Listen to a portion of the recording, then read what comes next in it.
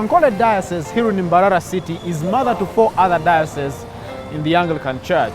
The 5 were chosen by the Province of Church of Uganda to organize 2020 Martyrs Day celebrations at Namugongo, but that couldn't happen because of COVID-19. And here they go in 2022. And we find out today, what about these dioceses? The history of Ankole Diocese dates back to May 1899 when 2 Baganda teachers, Noah and Timotheo, who had converted to Christianity in the 1893 in Buganda, introduced Christianity to Ankole region. December 1899, missionaries Bishop Tucker, Dr. Cook and PHILLIP BAMULANZEKI became the first church teachers in MBARARA. January 1902, the King of Ankole, Omugabe Edward Solomon Kahaya, and Chief Minister Enganze Nuwambaguta and their wives were baptized. March 1904, the first group of native BANYANKOLE was commissioned as evangelists.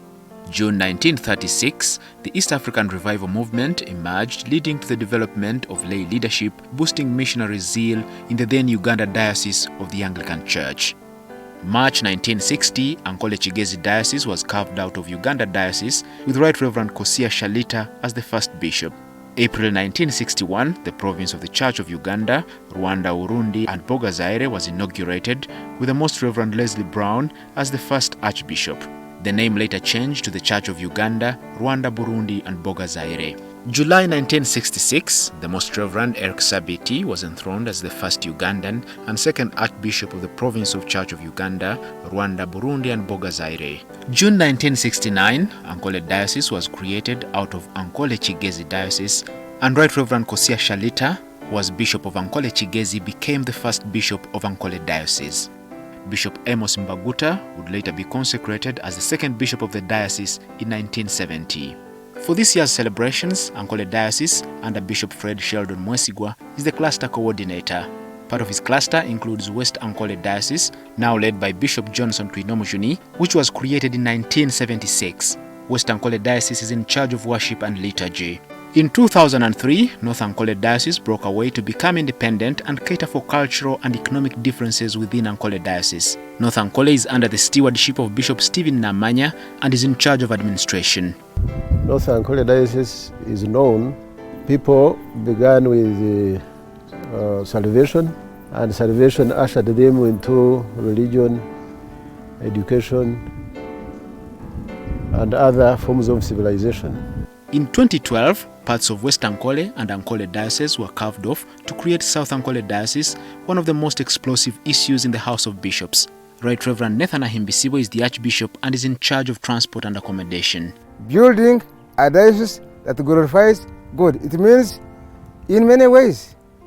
It can be in ministry, it can be in work, it can be in teaching, it can be in health, it runs all across. And the newest is Northwest Ankole Diocese, created in 2017 to cater for parts of Ibanda, the ancient mission stations in western Uganda. It's under the leadership of Bishop Amos Magezi, who is in charge of women, men, children and youth conferences. These dioceses are believed to have contributed much to mindset change through community evangelism, education in church-founded schools and church-founded media. These presumably transformed the region from medieval cultural beliefs and ways of life to a largely civilized region contributing to national development.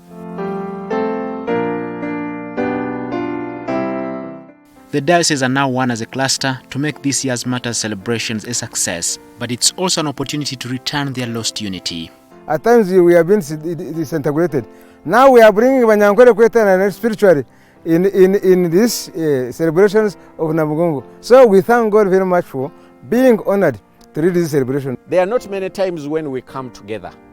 We need to think about first Anglican BANYANKOLE, Church of Uganda BANYANKOLE, that we form an association, because now we have 5 different dioceses. And then when we move from there, we shall also have probably another association for BANYANKOLE, not only Anglican, but also Catholics and Muslims, where we come together and deliberate on issues which can be for our development. The death of the martyrs became the seed of the church. Do not waste time to kill people of God. And some people have burnt Bibles, but you cannot end the truth, because Christ is in charge and this is God's word. So come and we celebrate, come and we learn together, come and we enjoy the beauty of the service, come and give thanks to God that you and I are alive and healthy in the aftermath of COVID-19 and other sources of death. Ankole, the former safe haven for persecuted Christians, became the hub for the spread of the East African Revival Movement, which is this year's emphasis at Namugongo. Historians credit Ankole Sub-region for the survival of Christianity in Uganda. Some will tell you it provided refuge for Christian missionaries in the 1980s. It would later host the birth of the revival message here that became the cornerstone of the Church of Uganda. Edward Muhumuza, NTV.